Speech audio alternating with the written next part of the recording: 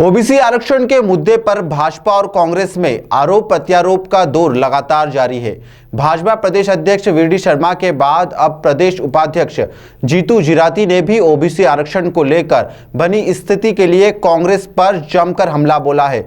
जीतू जिराती ने कहा कि कांग्रेस की नीयत में खोट है, इसलिए उसने इस मामले को उलझाया है।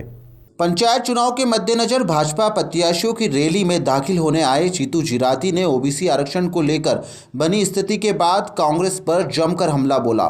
जिराती ने कहा कि पिछड़ा वर्ग आरक्षण को लेकर जो परिस्थिति निर्मित हुई है वो कांग्रेस की गैर जिम्मेदारी के कारण बनी है और सभी लोग यह अच्छे तरीके से जानते हैं। नहीं, देखिए, ये स्पष्ट है, पूरा जग देख रहा है, सजग है इस देश के नागरिक, प्रदेश के नागरिक।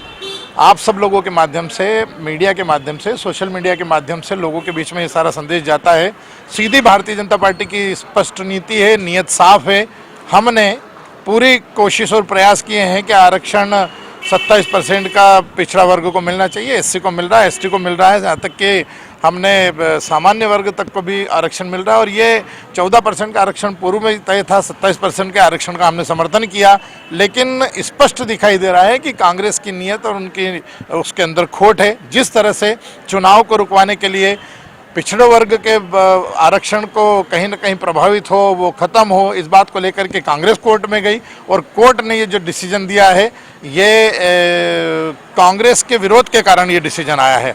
तो ये सब स्पष्ट दिखाई दे रहा है। हम तो हमेशा इस बात के समर्थन में है कि भाई सबको अपना अपना अधिकार मिलना चाहिए। अगर पूरे देश की 50% से ज़्यादा आबादी ओबीसी की है तो ये उसको संवैधानिक दर्जा देने का काम माननीय मोदी जी की सरकार ने, भारतीय जनता पार्टी की सरकार ने तो किया है।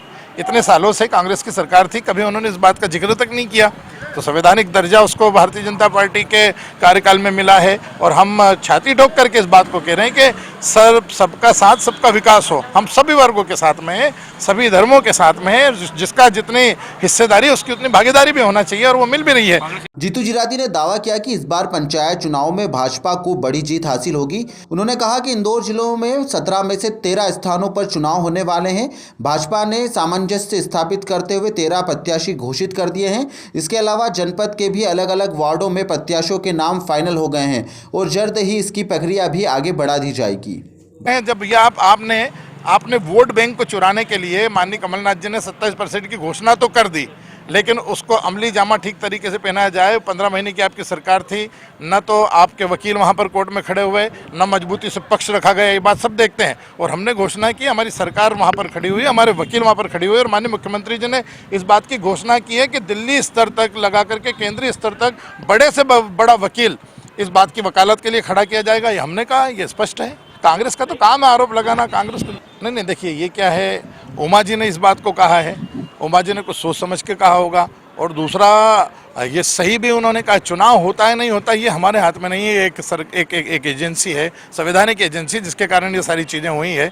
लेकिन चुनाव होना चाहिए और ये भी स्पष्ट होना चाहिए जल्द से जल्द कि वो जो ओबीसी वाला मुद्दा है उसके अंदर भी स्पष्टीकरण होना चाहिए, ताकि 3 चरण में चुनाव हो रहा है उसको चौथे चरण में करा देना चाहिए। और चुनाव होना चाहिए, चुनाव क्यों नहीं होना चाहिए? नहीं, ओबीसी के बिना क्यों होना चाहिए? भाई सभी वर्गों को सम्मान मिलना चाहिए, ओबीसी का भी होना चाहिए।